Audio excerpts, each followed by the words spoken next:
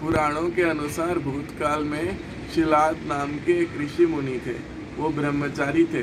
ब्रह्मचारी का पालन करते करते शिलाद मुनि ऋषि मुनि को बुढ़ापा आ गया। अब उनके मन में एक भय सताने लगा। भय यह था कि बिना संतान उनकी मृत्यु के बाद उनका वंश कौन संभालेगा। तो वह उन्होंने कई वर्षों तक इंद्रदेव की घोर तपस्या की।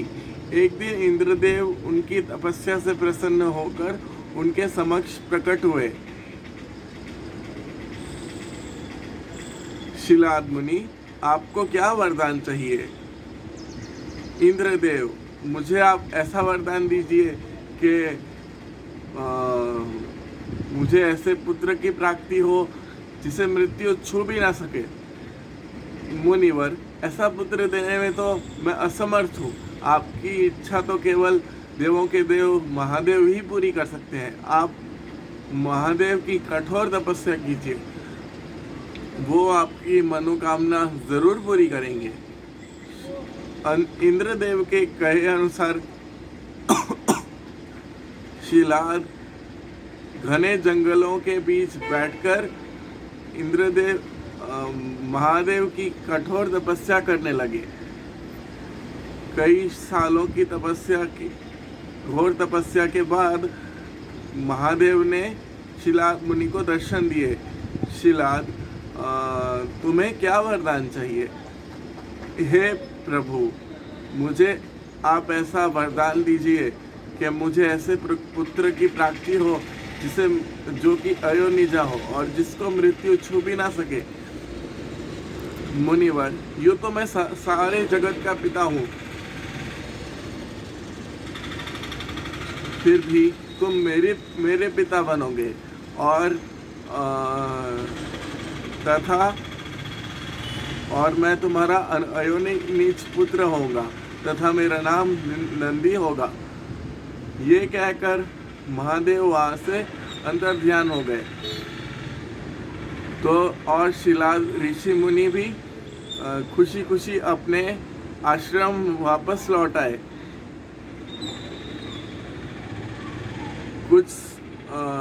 अब शिलाद मुनि महादेव के नाम से यज्ञ करने लगे। तो उसी यज्ञ कुंड से एक बालक उत्पन्न हुआ। उसका मुख अत्यंत मनमोहक और लुभावना था। वाह, कितना मनमोहक और सुंदर अंश है मेरे शिव का। अब तो शिलाद मुनि की खुशी का कोई ठिकाना नहीं रहा।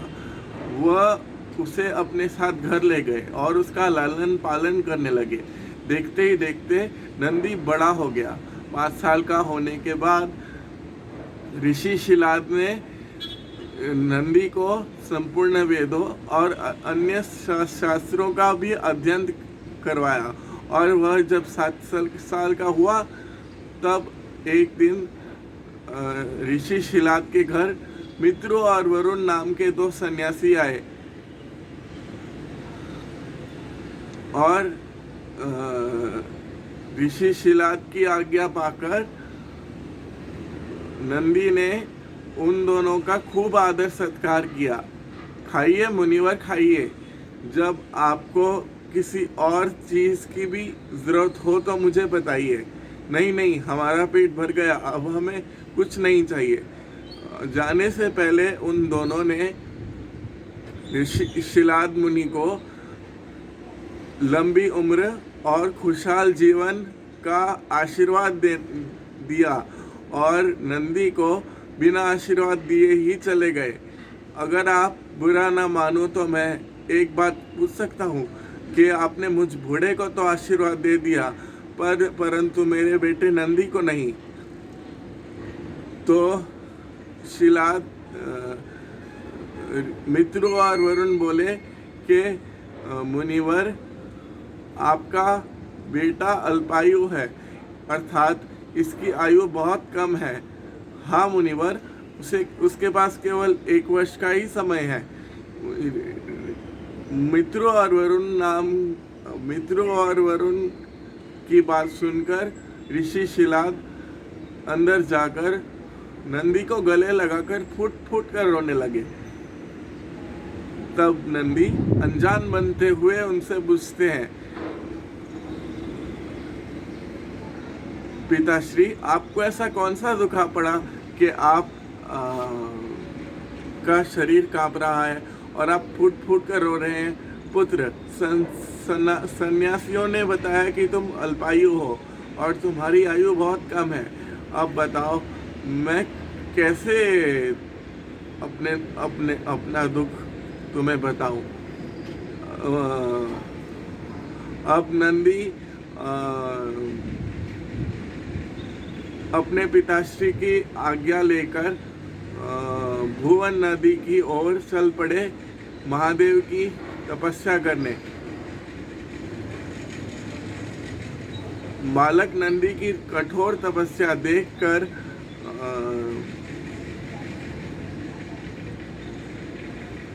महादेव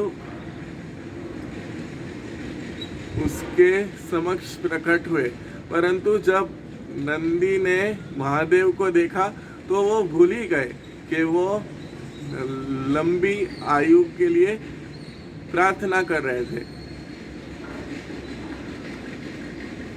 नंदी, पुत्र, मैं तुम्हारी तपस्या से अत्यंत प्रसन्न हूँ।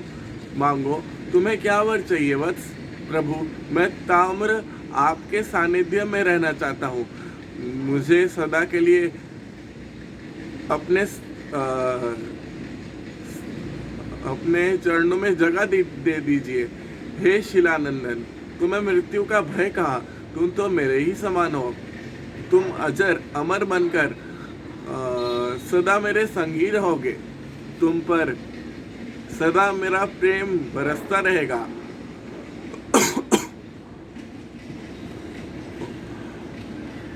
और मेरी कृपा से तुम पर जन्म मृत्यु अपना प्रभाव नहीं डाल सकेंगी। तब पश्चात महादेव ने माता पार्वती से कहा, देवी, मैं नंदी को गणाध्यक्ष पद प्रदान करना चाहता हूँ। इस विषय में आपकी क्या राय है? हे महादेव,